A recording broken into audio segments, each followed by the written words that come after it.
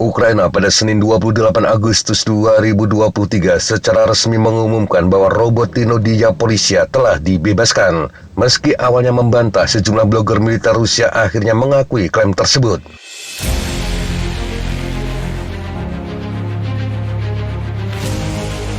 Laporan pertama kami tentang pergerakan maju Ukraina di Robotino muncul pada 23 Agustus 2023. Untuk dicatat, saat itu kami tidak melaporkan Ukraina menguasai penuh Robotino, tetapi telah masuk ke pusat kota tersebut sekaligus mendorong pasukan Rusia untuk bertempur di pinggiran desa. Ini berdasarkan bukti visual yang ada.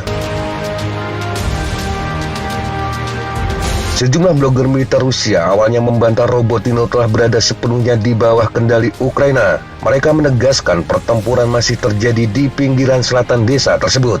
Tetapi para blogger militer itu kemudian mengakui klaim Ukraina. Hal tersebut ditunjukkan dengan narasi mereka yang telah berubah.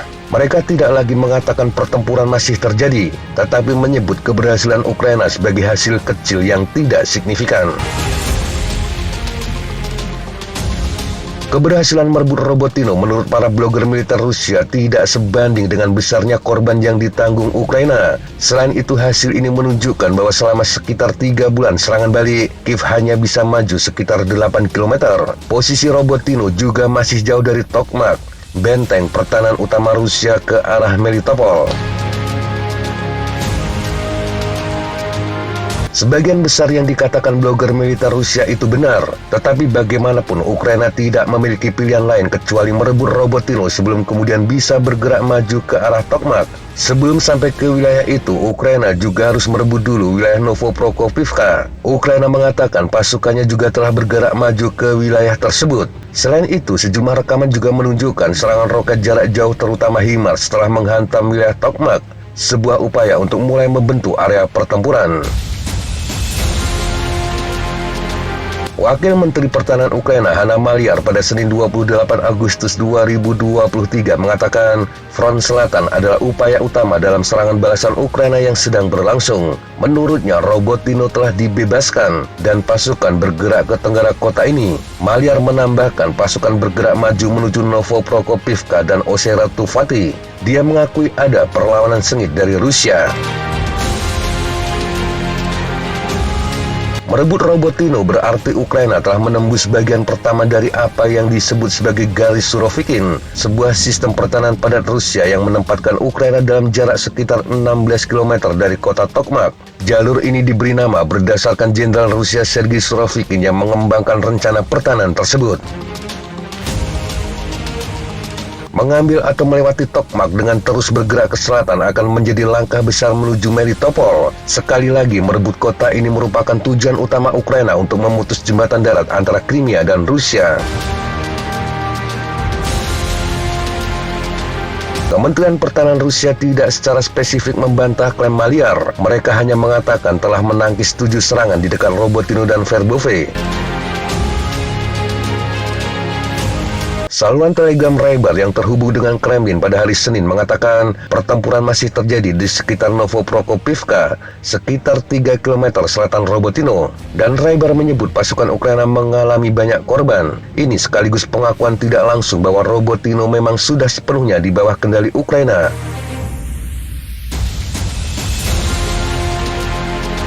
Rybar juga menambahkan bahwa Ukraina sedang mempersiapkan serangan besar-besaran di selatan. Menurut Rybar, tujuan Ukraina adalah mencapai dan melintasi garis pertahanan Surovikin yang membentang di selatan Robotino. Ini untuk mengembangkan dan mengkonsolidasikan keberhasilan sebelum hujan turun pada bulan Oktober.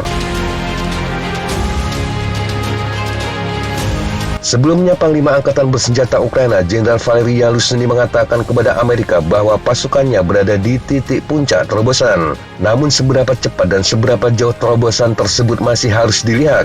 Bagaimanapun, semua akan bergantung pada bagaimana sistem pertahanan Rusia yang dibangun antara garis pertama dan kedua.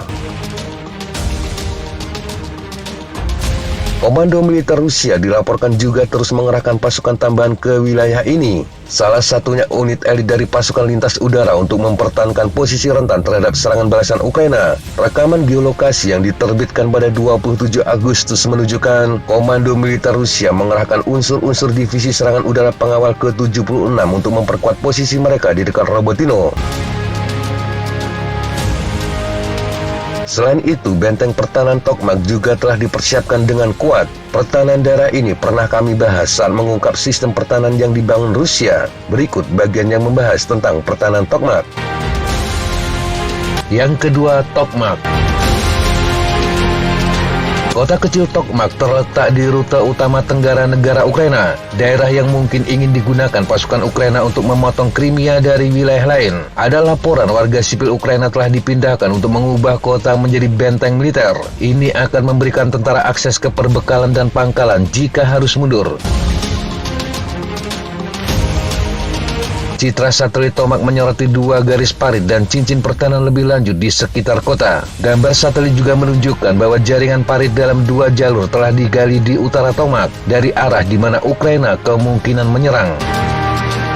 Di belakang parit-parit ini terdapat cincin benteng di sekitar kota. Mereka terdiri dari 3 lapis pertahanan. Citra satelit menunjukkan parit anti-tank, diikuti deretan gigi naga sejauh 250 meter, kemudian jaringan parit 300 meter. Posisi artileri ada di belakang parit. Citra satelit juga menunjukkan parit anti-tank. Ini biasanya sedalam 2,5 meter dan dirancang untuk menjebak tank musuh yang mencoba untuk menyeberang. Di belakang parit ada beberapa baris gigi naga dan jaringan parit lainnya. Tetapi pasukan Ukraina kemungkinan akan menghadapi jebakan lebih lanjut. Mark Cancian dari Pusat Kajian Strategis dan Internasional mengatakan kemungkinan besar ranjau juga disembunyikan di antara 3 baris pertahanan Tokmak. Ladang ranjau adalah bagian standar dari setiap pertahanan dan Rusia telah menggunakannya secara ekstensif selama perang. Di sini mereka akan lebih besar dan lebih tersembunyi. Ini akan memperlambat serangan Ukraina sehingga elemen tempur lainnya seperti artileri dan infanteri dapat menyerang pasukan penyerang. BBC juga menemukan 3 kota lain di dekat Tokmak telah dibentengi dengan cara yang sama.